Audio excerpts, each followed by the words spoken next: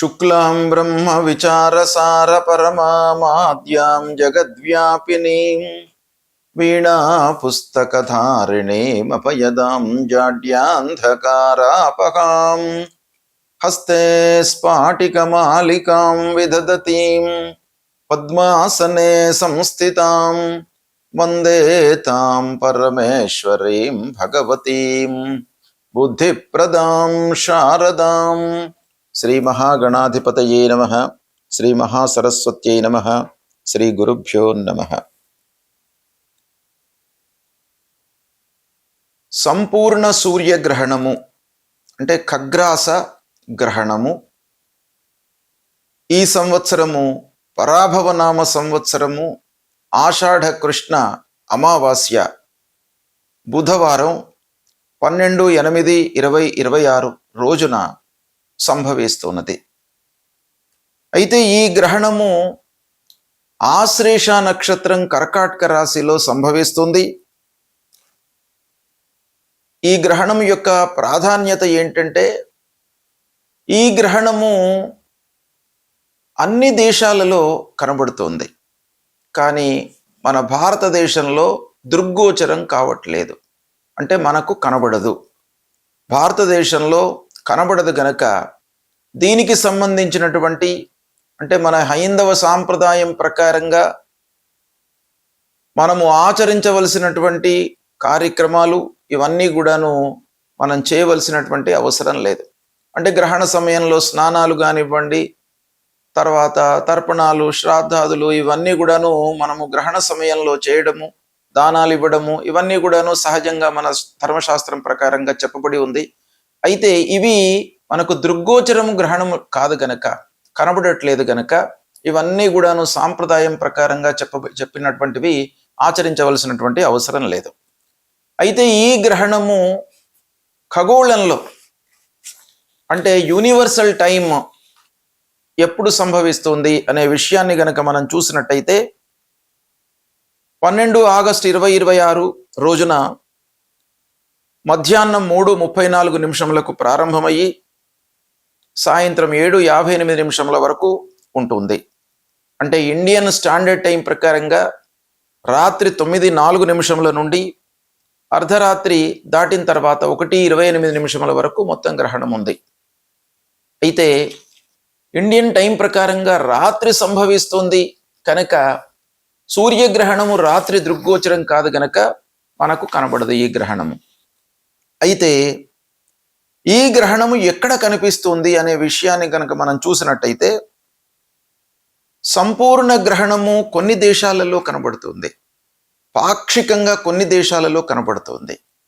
సంపూర్ణ గ్రహణము Greenland, Iceland, ఉత్తర Spain అంటే నార్థర్న్ పార్ట్ ఆఫ్ స్పెయిన్ అన్నమాట, తర్వాత పోర్చుగల్, ఉత్తర Russia, northern part of Russia, ఉత్తర అట్లాంటిక్ మహాసముద్రం పైన ఈ గ్రహణము సంపూర్ణంగా కనబడుతుంది. ఇక పాక్షిక గ్రహణము ఏ దేశాలలో కనబడుతుంది అనే విషయాన్ని చూసినట్టయితే యూరప్ ఖండంలో ఎక్కువ భాగం కనబడుతుంది. తర్వాత ఉత్తర అమెరికా, కెనడా, వాయవ్య ఆఫ్రికా ఖండాలలో ఈ గ్రహణము పాక్షికంగా కనబడుతుంది. భారతదేశంలో మట్టుకు కనబడట్లేదు గనక మనము ఆచరించవలసినటువంటి అవసరం లేదు. అయితే ఈ గ్రహణము మనకు కనబడకపోయినప్పటికీ గ్రహణము సంభవిస్తున్నటువంటి నక్షత్రము రాశి ప్రకారంగా 12 రాశుల వారికి ఈ గ్రహణం యొక్క ప్రభావము ఎఫెక్ట్ ఎలా ఉంటుంది అనే విషయాన్ని మట్టుకు మనం జాగ్రత్తగా గమనించాలి. ఈ గ్రహణం మూలకంగా కలిగేటువంటి ఫలితాలు మన ధర్మశాస్త్రంలో 3 నెలల వరకు, 6 నెలల వరకు అని కూడాను కొంతమంది ఋషులు చెప్పినారు గనక ఈ గ్రహణము నుండి 6 మాసాల వరకు మనం చెప్పబోయేటువంటి ఈ గోచార ఫలితాలు రాశి పరంగా ఉంటాయి అనేటువంటిది మనకు శాస్త్రం చెబుతోంది. గ్రహణ గోచార ఫలితాలను గనక మనం చూసినట్టయితే మన ధర్మశాస్త్రంలో మన జన్మరాశి నుండి 1, 12, 8, 4 స్థానాలలో గనక గ్రహణం సంభవించినట్టయితే ఈ గ్రహణ ప్రభావము ప్రతికూలంగా ఉంటుంది. ఇక 9, 7, 5 రెండు స్థానాలలో గనక గ్రహణం సంభవించినట్టయితే గ్రహణ గోచారము మధ్యమంగా ఉంటుంది. 11, 10, 6, 3 స్థానాలలో గనక గ్రహణం సంభవించినట్టయితే మన జన్మరాశి నుండి ఇది శుభప్రదంగా ఉంటుంది అని మన ధర్మశాస్త్రం చెప్తుంది. దీన్ని ఆధారంగా చేసుకొని ఫలితాలు ఎలా ఉన్నాయి ద్వాదశ రాశుల వారికి అనేటువంటి విషయాన్ని మనము తెలుసుకుందాం. మీనరాశి వారికి గ్రహణ గోచారం ఎలా ఉందో తెలుసుకుందాం. 18 తీసేయాలి. మీనరాశి వారికి గ్రహణ గోచారం ఎలా ఉందో తెలుసుకుందాం. ఈ సంవత్సరము 12 ఆగస్టు 2026 ఆషాఢ కృష్ణ అమావాస్య బుధవారం రోజున సంపూర్ణ సూర్యగ్రహణము ఆశ్లేష నక్షత్రం కర్కాటక రాశిలో సంభవిస్తుంది. అయితే ఈ గ్రహణము మీనరాశి వారికి ఎలాంటి ఫలితాలను ఇస్తుంది అనే విషయాన్ని గనక మనం చూసినట్టయితే మీనరాశి వారికి కర్కాటకము పంచమ స్థానం అవుతుంది. అంటే 5వ స్థానంలో గ్రహణం సంభవిస్తుంది. 5వ స్థానంలో గ్రహణం రావడం మూలకంగా గోచారము అంటే గ్రహణ గోచారము మధ్యమ ఫలితాలను ఇస్తుంది అనేది శాస్త్రం చెప్తుంది. గనక ఏ విషయాలలో మనకు మంచి ఫలితాలు ఉంటాయి, ఏ విషయాలలో జాగ్రత్తలు తీసుకోవాలి అనే పాయింట్ను మనం చూసినట్టయితే పంచమ స్థానము పిల్లలకు, సంతానానికి, చదువు, జ్ఞానానికి సంబంధించినటువంటి స్థానం. ఈ కార్నర్స్లో కొంత శ్రద్ధ తీసుకోవాలి.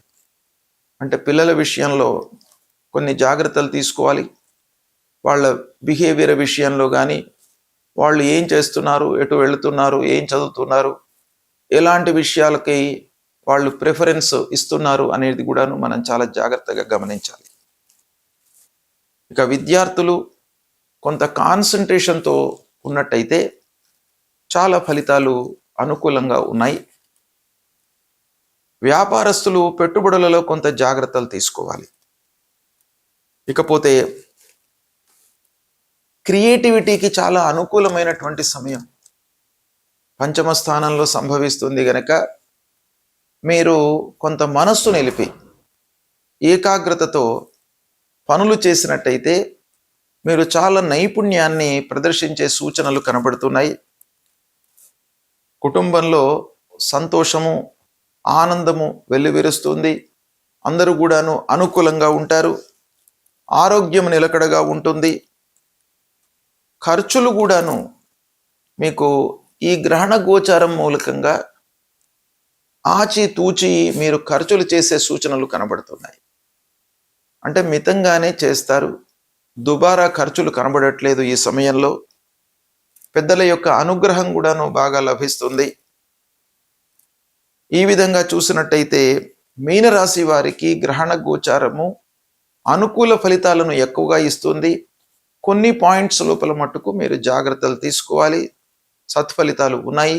12 ఆగస్టు 2026 రోజున సంభవించేటువంటి సంపూర్ణ సూర్యగ్రహణము భారతదేశంలో కనబడట్లేదు గనుక విధి విధానాలను మనము పాటించవలసినటువంటి అవసరం లేదు.